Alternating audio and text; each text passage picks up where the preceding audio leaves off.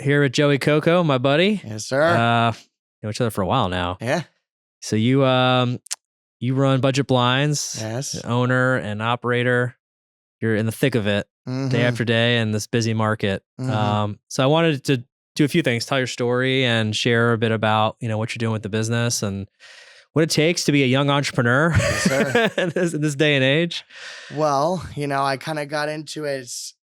It's been a long haul with Budget Blinds. It's a family operation. So Yeah.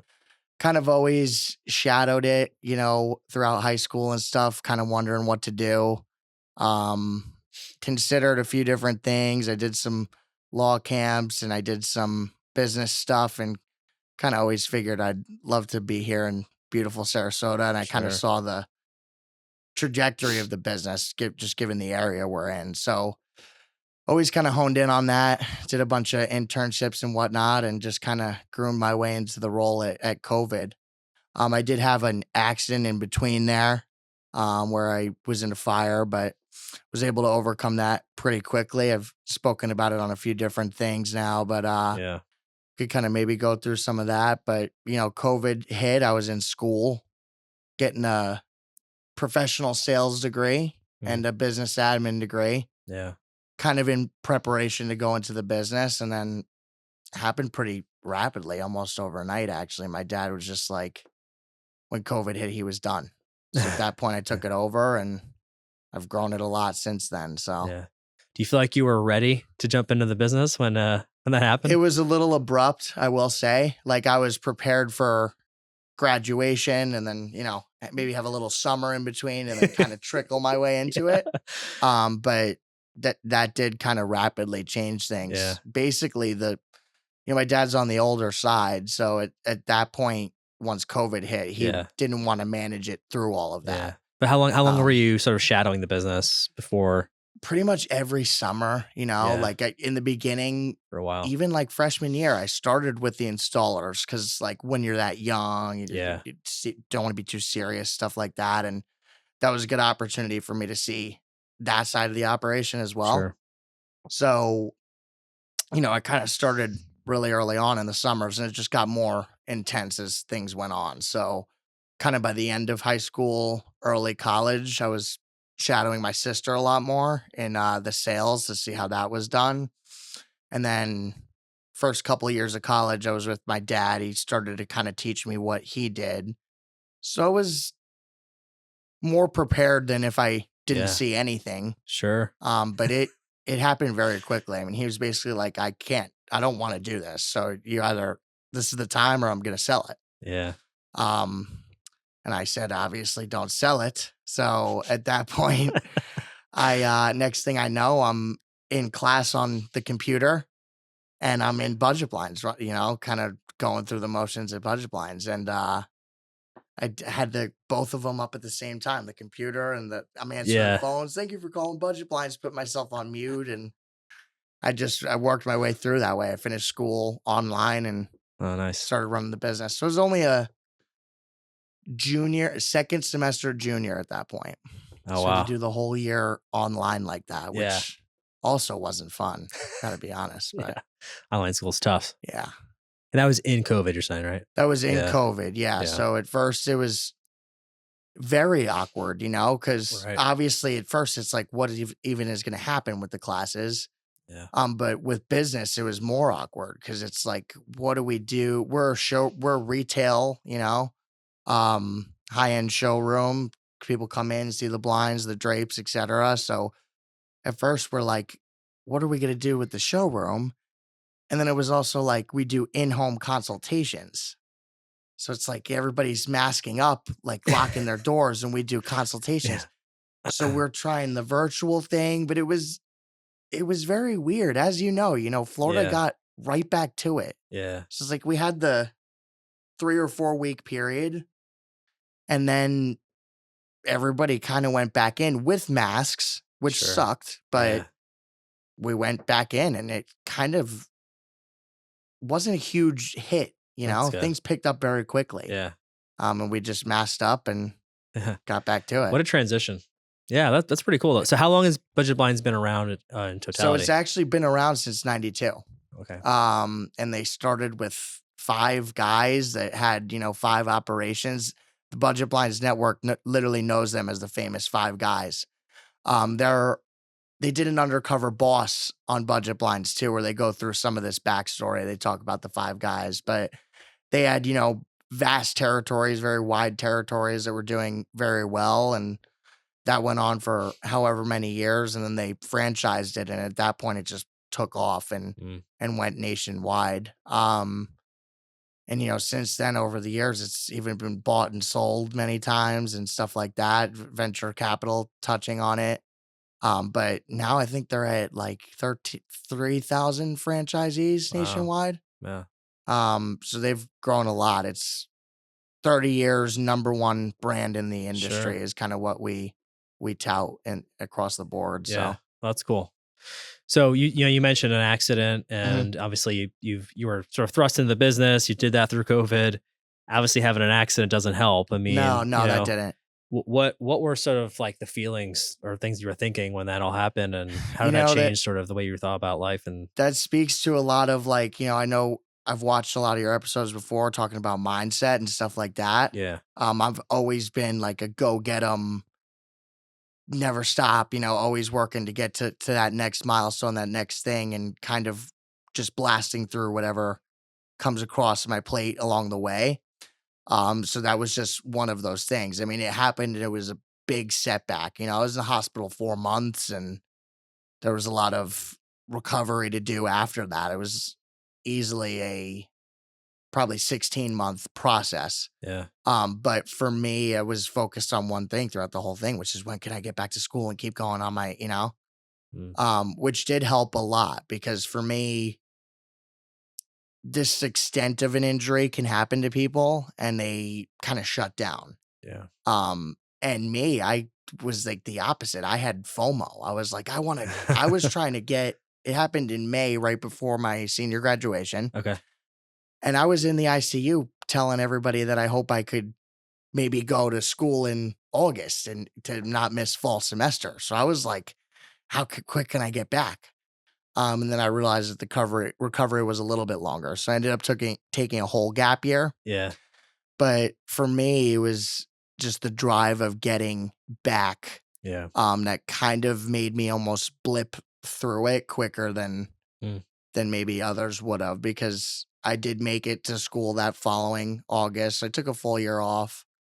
But I made it to school. I kind of pushed it a little bit. Yeah. And doing that made me kind of move through it faster. Yeah. You're rehabbing things that you maybe wouldn't otherwise be doing. So like just a year out from the incident, I was already on campus doing long walks, tailgates, speeches. I was at the frat doing speeches, getting used to being in public again. And, going to a bar. Oh my God, how do I pull my wallet out of my pocket? And right. working through all those challenges. So it really, I think, accelerated things for me to just kind of focus on moving forward. Have a goal. Yeah. That excited you. Mm-hmm. Yeah. I just didn't want it to set me back. Yeah. I didn't want to be held up at all. Like I said, if I had it my way, I would have not even missed the year. Sure. So for me, it happened. I knew it was bad. I knew it was painful. There was a lot going on, but I had one vision, which is I'm going to be out of here. And I was already thinking about my next car and where I was going to go to school and how fast I could get there. So that helped me get back in the swing of things really quickly. And I really didn't want to take any more years into pursuing this entrepreneur kind of side of my life. So I wanted to have my foot on the gas always. Yeah. Which helped me work through it, very quickly. Right. Yeah. Well, I mean, thank you for sharing that. Yeah. I think there's, people, including myself, in certain parts of life, things will happen. Mm-hmm.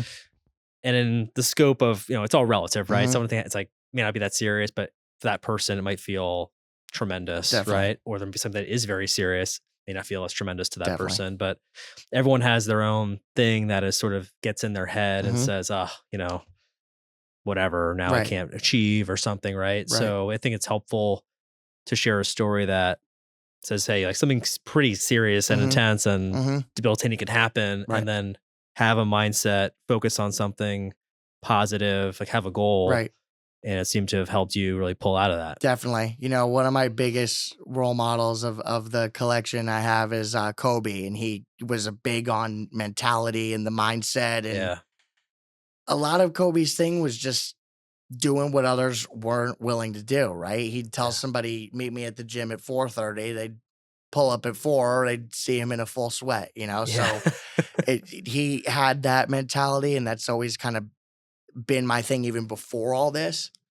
So then having that happen was just perfect opportunity to practice that mentality. Yeah. And, I find with it too, it's given me an opportunity to give people hope and hopefully be better, because as we all know, like, life isn't easy. Yeah. And there's challenges every day. You might be doing something, you get in an accident, or, maybe your van, maybe it's a home service-based business like mine, and a tire goes flat, and then, Mrs. Smith is super mad because you're late. And, it's easy for people on those days to be like, oh, I'm just having such a bad day. And I quit for the day. I shut down for the day. But me, I dealing with all this, dealing with the thing with my hands, all that stuff. And that comes with a lot of challenges, looking differently, all these things. Yeah. And I just roll with the punches, and I never let, any of my personal kind of obstacles stop me, or which makes the day-to-day obstacles easier to manage. Sure. And my hope is that, people look at me and they're like, geez, well, if he could do it, like, with all that going on, sure, I should be able to handle the tire, Yeah. So Yeah. that's my hope, is that people, use me as a, geez, well, if he's taking all that, so can I. And a lot of it comes down to, like I said, back to Kobe, the effort, Yeah. that was a lot of his gig, was just you get in what you put out. And I found in practicing in my professional career that put me ahead as well. It's easy to get up early, and people are like, how do you have all this done? My installers get in, I'm like done with a lot of stuff. They're like, how do you? It's like, I started at like 6, Yeah. like 6 o'clock. Kobe would look at it at 6 o'clock and laugh, Like, so we're at 2 hours ahead on you. Yeah. So it's all about the mentality and the mindset. And I find that you don't need a, master's in rocket science or anything like that to excel. At the end of the day, it's all in your head. Yeah. If you want to hustle and grind, you easily can. So and I really do love that, because like you said, it's a mindset. It's not just a let's get over this one hump. It's every day is going to be a challenge. There's always going to be something else. So it's not, hey, I got past this major incident in my life, but it's also like, okay, like I got the rest of my life to deal with other things. Right. I have to have the same mindset through all of it. And even I've always kind of been a role model, or like studying and looking up to my dad my whole life. And he's, grown many businesses and had many challenges. And before all this stuff with the burn injury, he would always tell me, Joey, you always have to be ready, because a plane could come right through the front door and it's going to mess everything up. And you got to, pick up all the pieces. And that was always kind of a running joke of ours, a plane coming through the front door. And then it's like my accident happened and all these things started happening in my life. And that was a big plane for us to kind of pick up the pieces from, obviously. But having that, like I said, prior to and then through the accident, was kind of now like, when there was a problem at Budget Blinds, it's like, the staff is like, oh my God, it's the end of the world. What are we going to do? There's no way out of this. And I come in like with a magic wand and, fix everything. And rarely do I panic or get stressed. There's nothing that we can't, really work through with a level head and confidence. Yeah. So that's kind of how I conduct myself. So it's made a lot of the day-to-day issues much easier to deal with, because I kind of don't panic. Yeah. It's just like, okay, that's important. Another challenge. That's important. So, I appreciate sharing all that. Yeah, of course. Because I think it's crucial. As you move forward in growing the company, right, from where you are today, where you want to be, what are some of the key things you feel like are going to help you get to where you want to go? I think a lot of the key in terms of growing it is just first of all, being a great leader, and just constantly driving your people to do better. And, putting into the business what you need to get out of it in terms of, not only just personal effort and the strategy, but also the investment into the business. But I find that if you really encourage people and you do it well, that they can accomplish things that even they are surprised Yeah. by. Yeah. I have people that were with me 4 years ago that I used to set goals and they're like, "What, are you kidding me? We're going to do it." And I'm like, "Shit, we're going to do it. Okay. Just come on."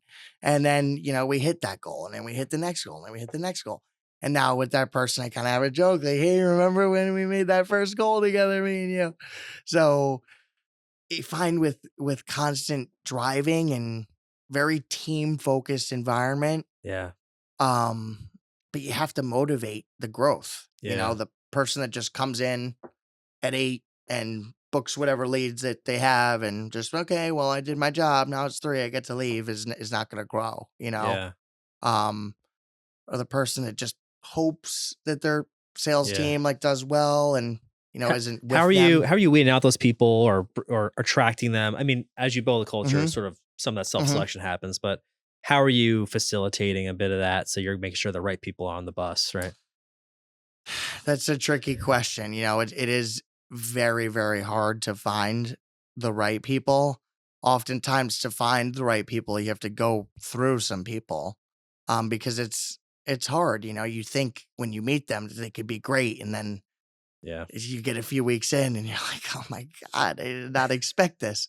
So um it's tough, but once you kind of build it up, a lot of them do start to seek you out, which does help. But in the beginning, you have to take risks and put the time in because, like I said, you're going to find people and they're not going to be what you thought they Yeah. were. So you need to be willing to like, okay, let's try. I really think this one's going to be good. Let's try it. Nope, they don't work.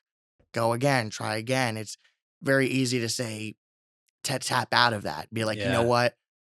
We can't find anybody good. I'll just have to do it myself. Hmm. And then you have all these operations that are just one guy. They're doing all the sales, Yeah. they're kind of capped because they can only do so Yeah. much. So you have to really, take the time, cycle through and find the right people. Then like, once you get 2, you start building the culture. Then you have to be a good manager and work on the retainment aspect of Hmm. keeping people happy and keeping people around. Then, once you get through that, you kind of at that point start to grow. And eventually you get to a point where you're kind of so cushioned by the security of great people that, as people come and go, it's kind of okay. It's more manageable. So at first it's really just you have to grind it out and spend the time. And it Yeah. sucks because sometimes you spend 3 weeks and it's like, oh my God, it's 3 weeks we wasted, Yeah. Yeah. But you have to do it until you Yeah. find the right one and find the culture that aligns and someone that's on the same wavelength with you. And then, Yeah. like I said, as you build it up, it gets easier and easier over time. Yeah. So people driven to grow to where you want to go. Hmm. The culture. So what are some of the, it sounds like, high growth, put in the effort, be part of a team, or some of the values you Hmm. mentioned there. Any other values that you feel like are core to what you guys are looking for with I your think business? I think the team aspect is easily a very important part of it. Like we never bonus in the company a single department. So we set a company goal for everybody, the office, the installers, and the sales team, and kind of management, because I'm hoping they book so many leads. So like everybody has a goal, we all hit the goal, everybody gets a bonus. So having that team camaraderie really helps because that's how you kind of get the retainment too, when everybody kind of feels like they're together. Yeah. But really, I'd say motivation and togetherness is good Yeah. aspects of the team side. In terms of the business side, I think you have to invest in your business. I'm a big believer in Yeah. advertising. Hmm. Um, if I had to say specifically how strong I believe, I'd say roughly 2 to 3% of sales should be spent on advertising. which is to some like a really big spend, but you have to kind of put oil in the engine to make it run, right? Yeah. So, advertising location is huge. So, UTC has done a lot for us. So you got to be in the right spot. Like a competitor of mine is right around the corner here on 301, and I doubt he's got the foot traffic we do. A lot of that is just the location. So location is key. They always say location, location, location. Yeah. And obviously word of mouth and reputation is huge. So it helps being, backed by a strong brand like Budget Blinds, but managing that reputation is key. Taking care of people when things go wrong is key. You don't want to be the guy that's constantly fighting with the clients when it goes wrong. I always take care of people. Right.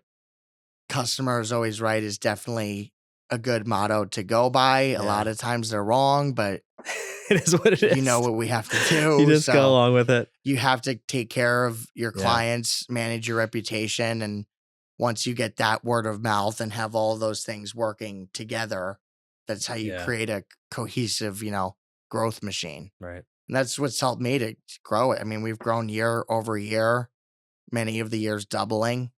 That's great. This year we're close to, we didn't double it, 25% growth. So it's, you have to keep that going. Then, like I said, once you put the pieces together in this market, it'll just becomes a well-oiled machine. Sure. Has been one of our lines. Yeah. We want to. You've been building the team. Practice. I mean, you build a team and, trust in them and delegate, and you can run a business versus doing the job of every single person. Trust is a big thing, especially for salespeople. Yeah. Especially when you're managing salespeople, because a lot of my salespeople on the road, sometimes, I don't see them a lot. And in the beginning that bothered me, it's like the beginning I had trackers in every van and dash cams and the app on the phone. I'm watching what everybody's doing, make sure, and that was in the very, very beginning. Over the years, I've realized what, if people are hitting their metrics and doing what they need to do and managing their accounts, let them run around and do, I have one person, she's with me 4 years. She's absolutely phenomenal. We're very blessed to have her, but she's been in 4 years. She somehow zips through 4 appointments. She's home sometimes by 2 or 3. In the beginning, I was kind of on her tail for that, and now I'm like, go home, when you're done, you go home. You do whatever you want. Yeah. How is she getting home by 1? I don't know, but she does many days. That was always my experience. So I was an individual contributor on a sales team, and I was a manager of a sales team, run a business now. But in the sort of context of running a bigger sales team, there was always a few people that you're just don't even worry about them. They're going to hit their numbers. They're going to exceed their numbers. I don't have to tell them a single thing. And everything I do tell them, all I have to do is remove roadblocks. It's like there's something that's bothering them, just get it out of their way. Absolutely. For the middle of the group, it's all right, they probably need a little bit of coaching, a little bit of support, some roadblock support, and they usually want it. And then there's always going to be 1 or 2 people at the bottom end where it's no matter what you do, they just won't be successful. And you're all right, I have to manage you out. It's not the place for you. That's where it all kind of tails back to the right fit and, in terms of the team and the mentality. Cause like you said, most of them should be at that top where it's they're at least doing the job. Sometimes you say stuff there in their heads okay, well, I'm going to go out and do it, and just sell. And then, like you said, there's the middle people that need a little bit of help, but generally speaking, you should be finding people that it kind of is automatic to them. There's always a learning curve in the beginning, obviously. And I'd say that's fair for the first year and a half. But after that year and a half mark, I'd say the longest, they should be kind of into autopilot at that point. Yeah. So, and with the good ones do find it easy to keep it going. Yeah. And you're right, as a manager, once you get there, it does become easy. This 4-year top performer I have, I'm not managing her every day. She's not a thorn in my side every day. I barely have to manage her. Yeah. So you kind of get them to a point where Right. They're just self-sustained. They know what they're doing. They're good at what they do, and Yeah. you just let them Just keep dance. them You happy. know? Yeah. Yeah. Yeah. Understood. That's pretty cool. So, obviously growth is always on your mind. What do you see? I mean, long term, big picture is it's a family operation, hmm right? I mean, long term, I mean, what do you see for yourself with the business? I think I see. We have the Sarasota market and the Venice market, so we don't have retail location down there. I think I definitely see that in our future because that's another market that just like Lakewood Ranch and Manatee here is gonna boom. So we've seen a lot of that already. We have a presence there, luckily for several years, but no showroom. Yeah. So I'd love to get that down there. Um, in the hopefully more immediate future, like right now, a problem that we have is we don't even have enough space for our product. So I have 5 storage units across the street. Um, Installers constantly complaining, stuff's toppled on top of one another. So, pain point I have right now is I need more square footage. So Sure. I see us expanding into some more facilities, definitely. There could be opportunities over the years of, people a little bit ahead of me in their careers retiring from the business, around us that I could maybe scoop up and expand the operation even, which would be another really easy way to grow. So there could be some of that Yeah. and just kind of growing the sales team. I've Yeah. always had a goal of $10 million and that's where I want to get. And Cool. I think we'll make that happen. And it comes through just rinse and repeat, just like I said, finding the right people, training them up and gearing them up to hopefully pull that Yeah. off. Um, Do you feel like so the growth, like the need for square footage, because mhm, because of just the general growth yeah, overall, do you feel like a lot of that is tied to expansion of the market here? Do you feel like that's definitely. if you like, let's say you took all your same principles into other markets, do you feel like it would be the same amount of growth? I think it would be questionable, certainly. Like there are some budget blinds in the nation and country that message me and they're like, how are you doing? What you're doing, and I have tricks for them. Definitely. One thing that seems to always vary is the advertising spend. Mm, Um, is a big one, and just kind of taking on all the employees seems to be a lot. So you got to kind of yeah. bear up to do it, but like you said, if the market's not there, it's not there. Yeah. So I think in some regions, yeah, you'd see Yeah. kind of it capping off because, I mean, how many windows are there to cover?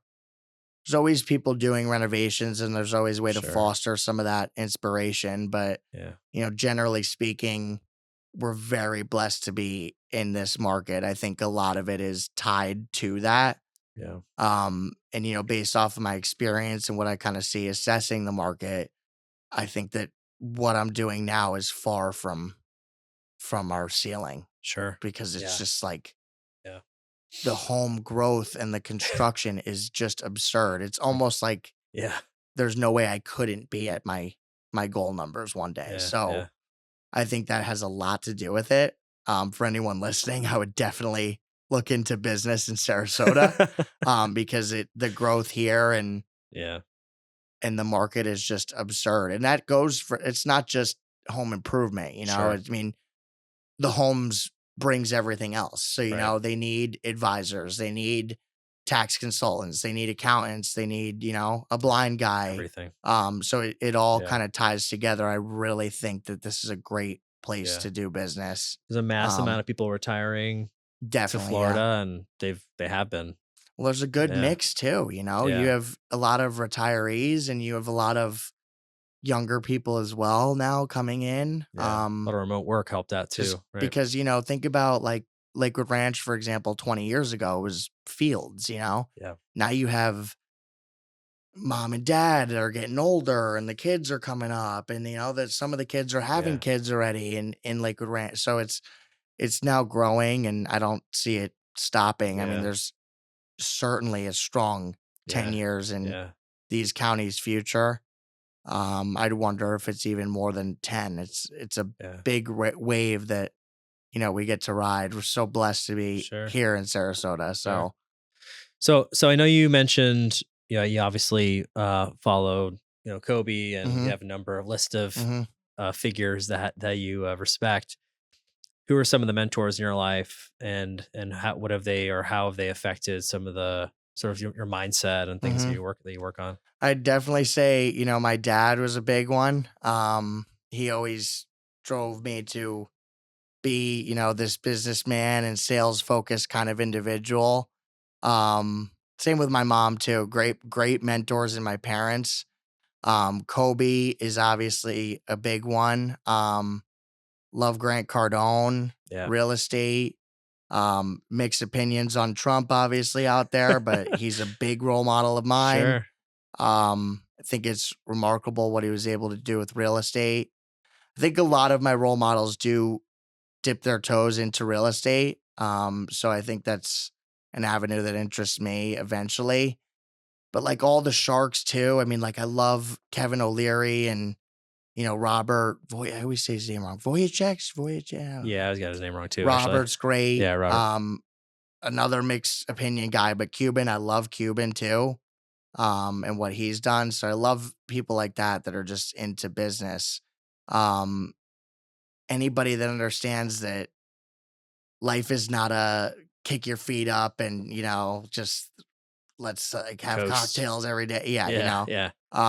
It's a grind and all those people, for the most part, they're dynamic and that they did at least one or two things to become successful, but then they do a number of other things, even though they are successful. Right. Like I don't need to do anything, but I just love doing something. Like look at these YouTubers, like like Nelk Boys. Obviously, I'm sure you maybe have seen like Kyle Forjard, who, to be real about it, started as a YouTube prankster, from Canada, doing some pranks that really pissed a lot of people off.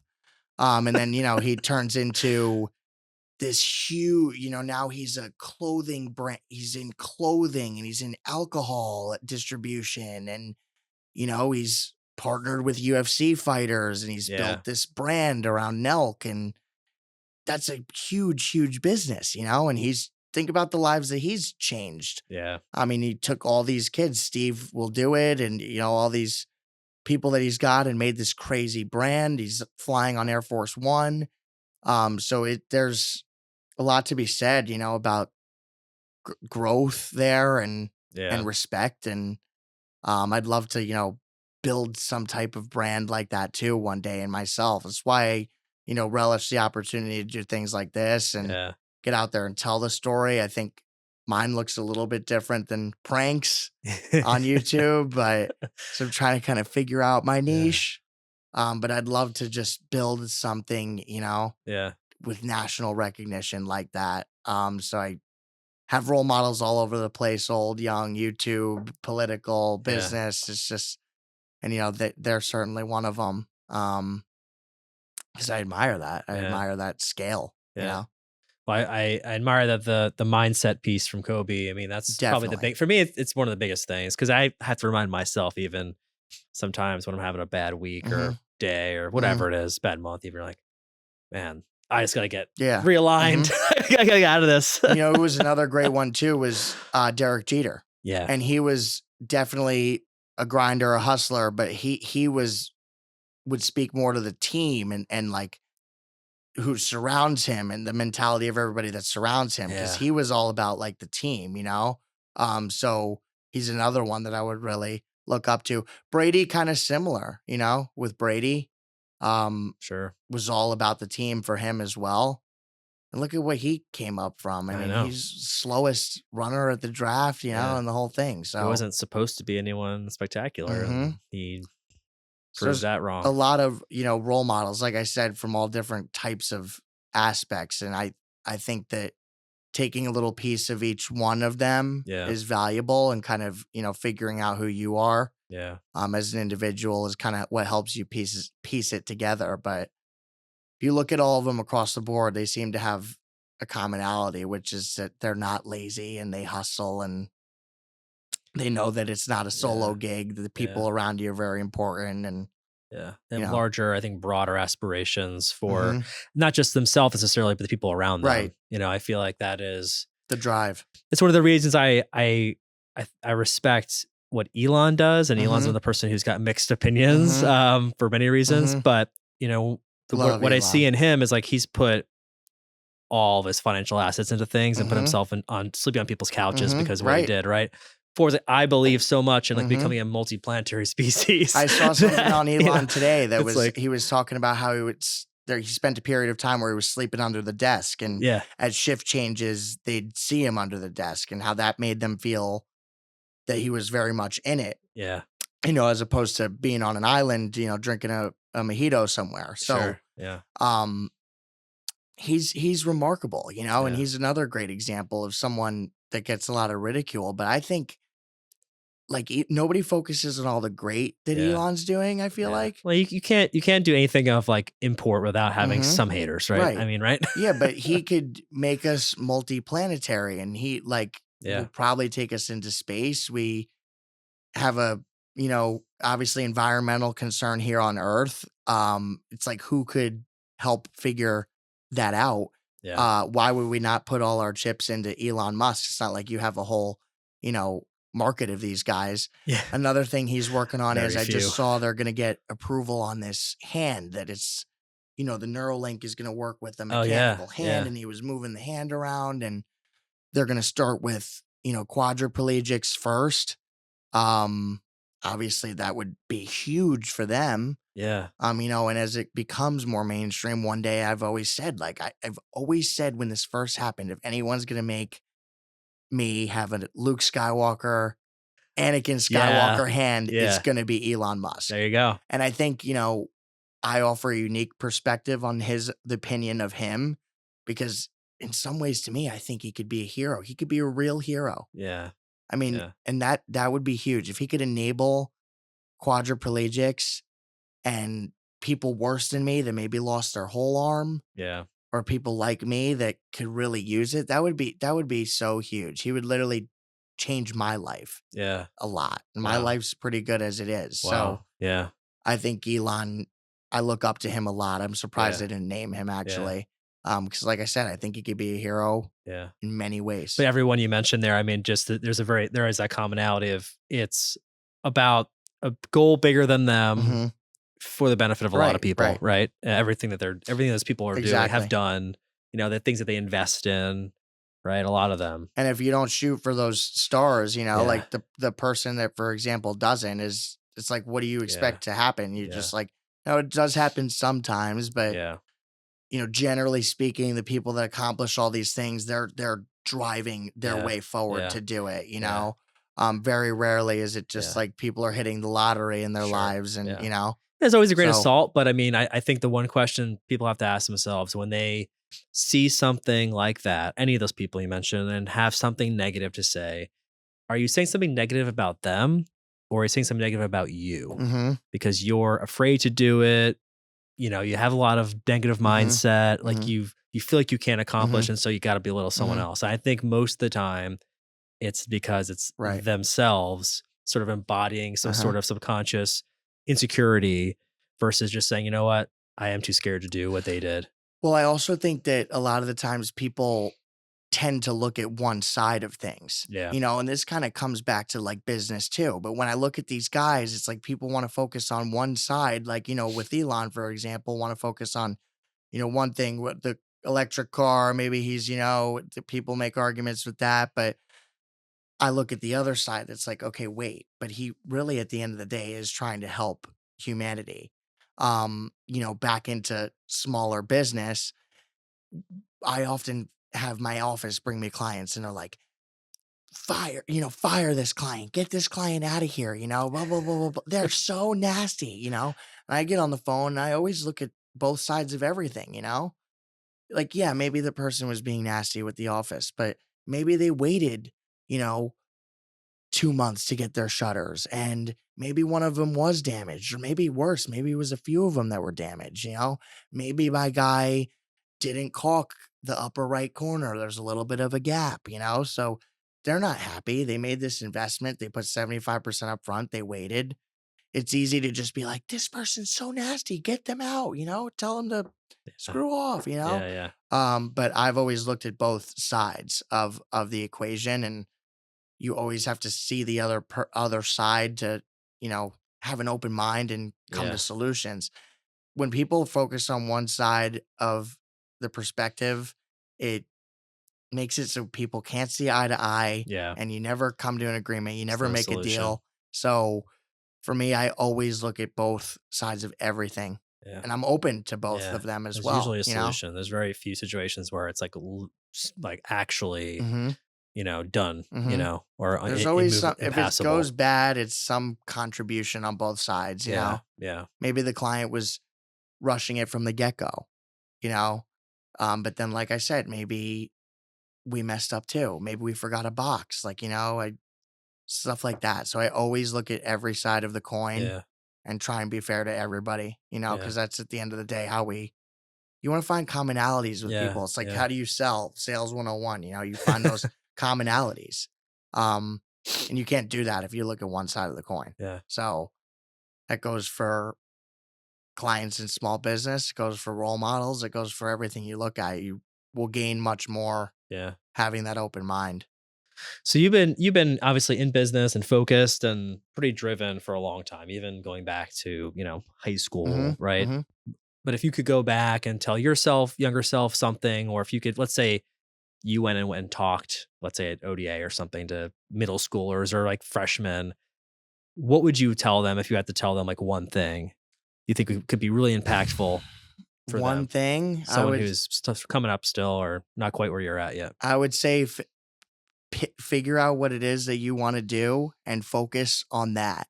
I think I spent a little bit too much time, I want to say enjoying life, but I, really loved those high school years and those college years, and kind of in my head had too much fun to the aspect of like, I was like, okay, I got this much more time before life gets really serious, Yeah.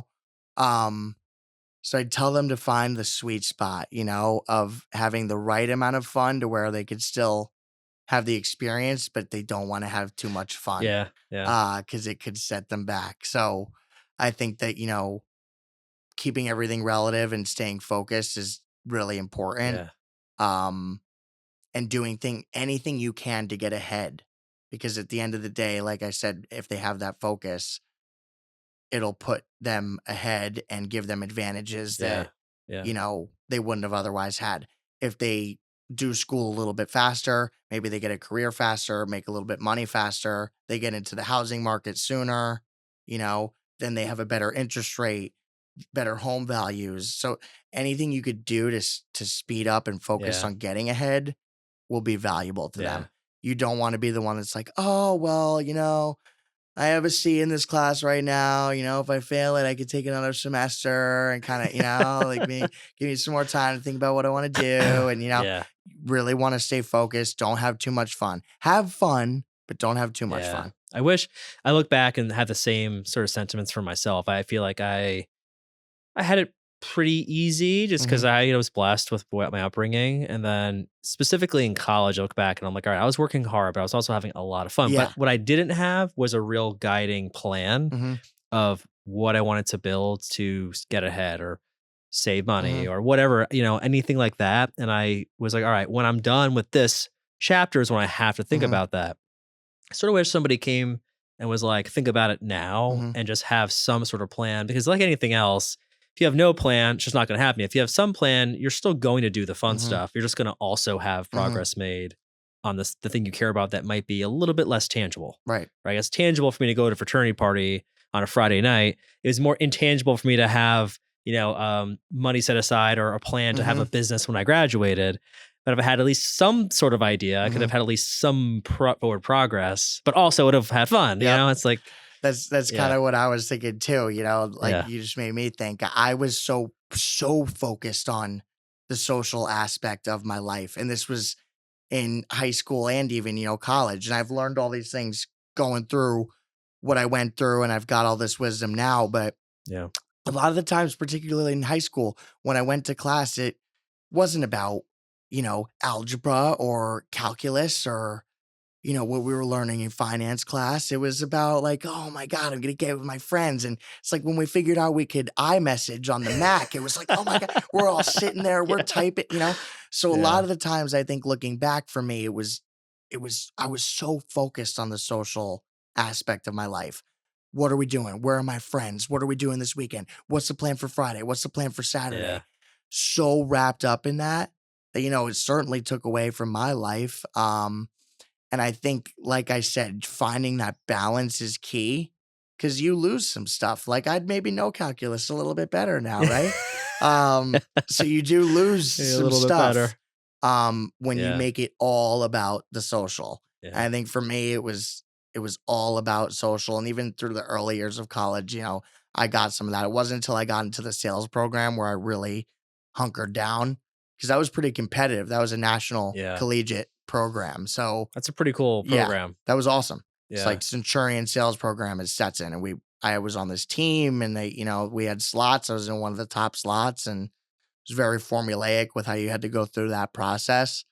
That's really when I hunkered down. So, like I said, I missed plenty of classes texting on that Mac and, and doing all the things. And I look back and I think you didn't have to, you would have had fun if you didn't focus that much on social. So you want to find that right balance, of having the fun, worrying about the social aspect of your life, but also, focusing on what you're going to do and not missing stuff that could be pretty valuable. 100%. Yeah. A little bit of extra focus. It's a little bit, it's like anything else, like working out. It's like if I have no plan to go when I go to the gym, I'm probably not going to get the most out of it. Just have some sort of plan, right? What are some of the trends you're seeing? Just get back to the business side for a minute, over the next, maybe a decade that you feel like are in the trades with what you're seeing today and the way things are changing with clients and the business operations. Are you seeing any trends just in the trades side of business that you're sort of preparing for? I think a huge trend, I should be prepared more for it. And I, certainly will start very soon. I think a big trend, this might be a common answer, but is it definitely AI?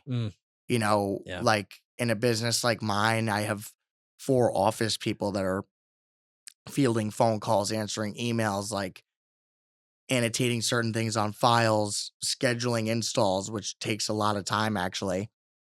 I think that in many ways, a lot of that's already automated. Yeah. But I think you'll definitely see positions evolving. I think at some point over the next probably decade, big offices like that might get a little bit obsolete. Yeah. I think that the trade in terms of the work that's done with hands is going to stay for a while. Yeah. Because, blinds, stuff like that, and certain things, not just blinds, like cabinets, garage floors, like people take pride in their homes, are people going to want digital glass that changes opacities? Like, I don't know. It'll take a while to adapt to something like that. People will love drapes for a long time. They have for a long aesthetics. time. The aesthetics of it, right. So I think some things will stay, and some things you'll see definitely evolving. Like a robo installer. Yeah, well, I was gonna say, you see it at Tesla, these Tesla robots running around. So it's like one of them could install. Yeah. Now, the community of the world is gonna have a role in that because that'll be freaky to everybody, to have that. And then it's like, think about it. We're an overpopulated planet. And then, so what? Then what? We're going to have robots doing everything. It's like, what are people going to be doing all day? You think the roads are busy now? Wait until they got Tesla robots everywhere. So, it's a crazy thing to think about. I think that's a little bit further out, but we will start to see some of this stuff. I think you're right with the business operations. I think we probably have less time for people to really become super competitive and outpace others in just creating, hey, we've automated certain things with operations. My admin can now focus on other things that are more important and just like optimize time and optimize even, your own time as the owner. I mean, right. There's a lot of marketing things, a lot Absolutely. of just, like efficiency and calendaring and client operations without taking the human touch out of it, but like speeding up the process from A to like I don't know, W, and the rest of it from to Z can be human operated. I think, with the way technology sort of exponentially scales, I just think we don't have much time for it to be like hyper useful today. Yeah. I mean, it'll touch all the departments, it's like once the AI, right now we're in this quoting system and it's basically like all these drop downs. You got to like enter the measurements and then go through all the drop downs to select a product. Like as things evolve, I'm sure one day a salesperson could go to the chat and say, I need 13 honeycombs, maybe they have to enter the sizes. Yeah. Maybe one day you just scan over the windows and they get the size. Take a picture and it just tells you everything. Maybe you have to tell it the sizes, but one day you could probably say, I need 13 honeycombs and drapes in the living room. Yeah. These are the colors. Walk in with some augmented reality goggles. They'll spit out a quote as opposed to going through all these drop downs. Yeah. I think that it'll start affecting administrative, first, which sucks for all the office, people out there. It scares me. It scares me, honestly. It's going to be scary for everybody. You got to find ways to be valuable and that are like human, because and I think I've people sort of want to fight me on this in some capacity, but it's like anybody looking at a lot of data where it's like, hey, AI could give you the compressed image of this, and then you just have to pick from a smaller distilled amount of information. Even like finance, like looking at a P&L, like managing all that, like why does somebody have to do any of that where the data can just be crunched, check for errors, which it can almost do now itself, and then just go and say, okay, now let's look at the trend. What's so funny too is like I'm sure you are. I'm using it a lot now. Yeah. And this is on a personal note, but I had this thing that I made a deposit for. A person never did the service, told me they weren't refunding the deposit. So I have an attorney friend, and I asked him, like, what do I do? He's like, over the weekend, he's like, oh, I can write a demand letter for you if you want for that, blah, blah, blah. I'm like, okay. So I circled back with him this week, and he tells me, you know what? Just use AI to do it, and we'll send it to me and we'll put a seal on it. And I'm like, so I go to AI and you go and you tell it this stuff. Yeah. I literally will say to AI, I'm like, hey, I'm going to need you to write a legal demand letter, but I got to give you some context to what happened. Yeah. She's like, okay, please provide the context. I tell her,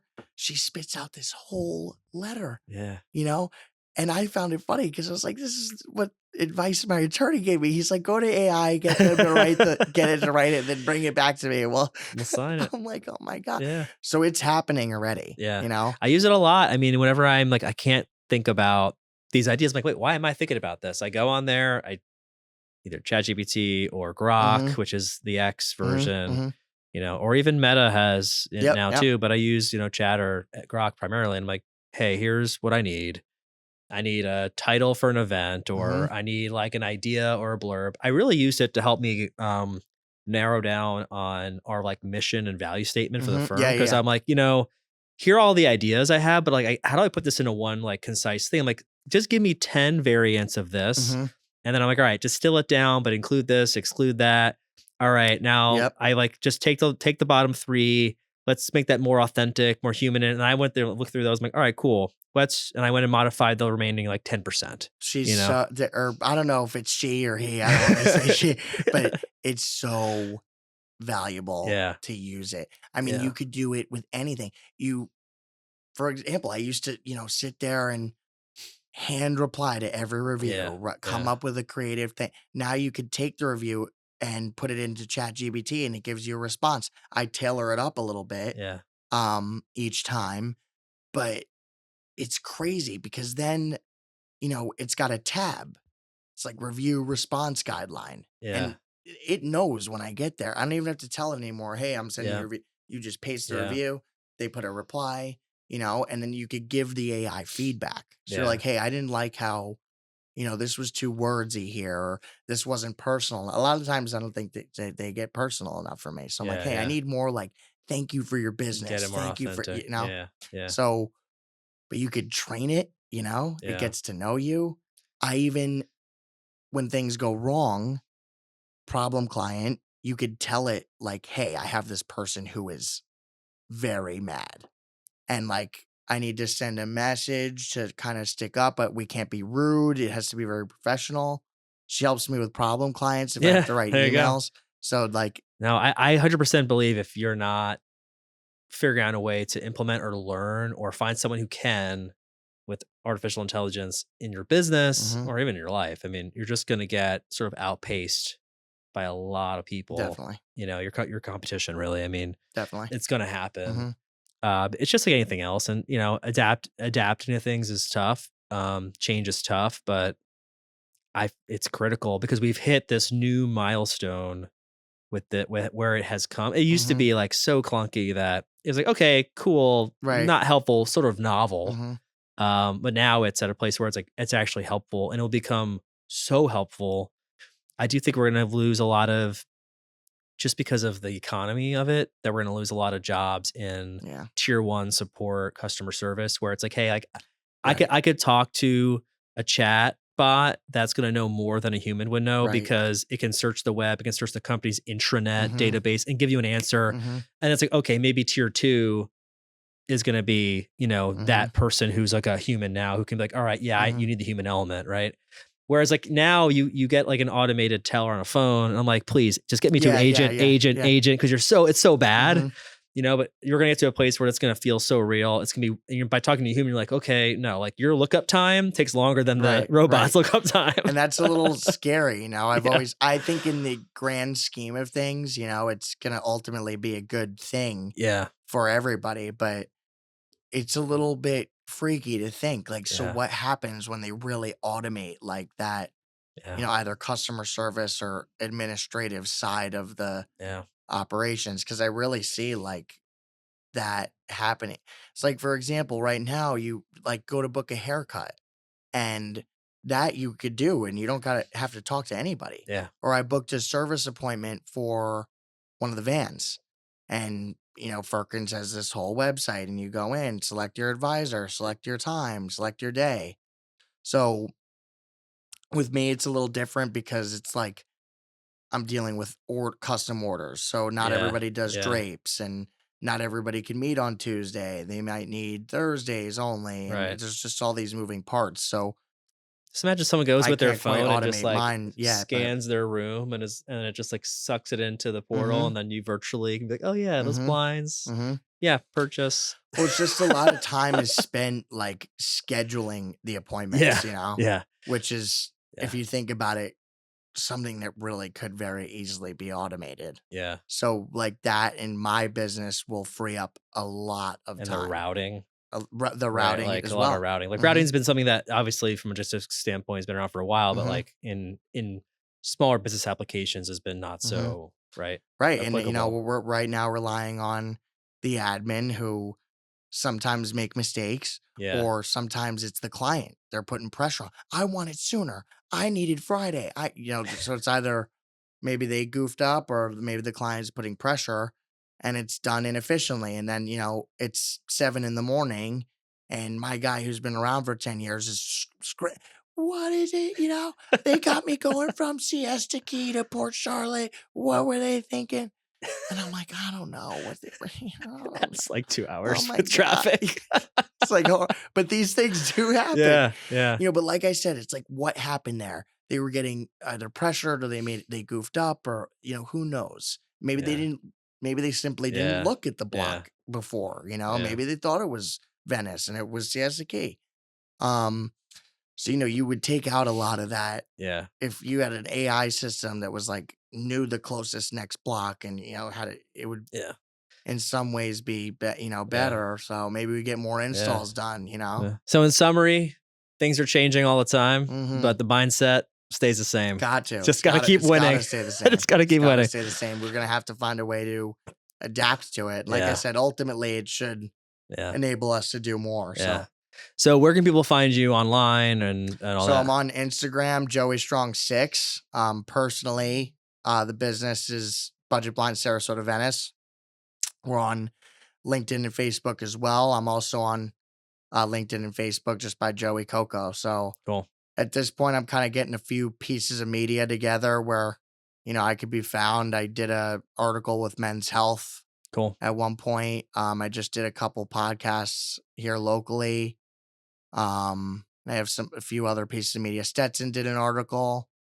So kind of building up a little bit of a thing now where if you Google the name, some stuff does come up. There's this guy, Joey Coco Diaz, though. He's like, Coco Diaz. Yeah. So me and him are going to be competing now. Oh, man. You should do some media where you're like, you remix some of his stuff and be like, I'm the real Joey Coco. Well, it's funny because at first I was like, as a kid now, this is like, 10 years old. I'd look at my name up, when Google first began thing. I'm like, who is this guy? I always was like, who's that guy? I'm Joey Coco. And then, now I'm older. I'm on Instagram. I'm on this. I feel like he's all over Joe Rogan podcast. He's funny. He's freaking funny. So, it's funny because in my childhood years, I was like, who is this guy? Yeah. And then now I'm like, oh my God, he's actually, you know what? That's a good Joey Coco. But yeah, no, I got a couple things online, Instagram, Google, Facebook, either Joey Strong, Joey Coco, or Budget Blinds. We'll find you. Well, thanks for coming in, brother. Thank Appreciate you so much for having me. True pleasure.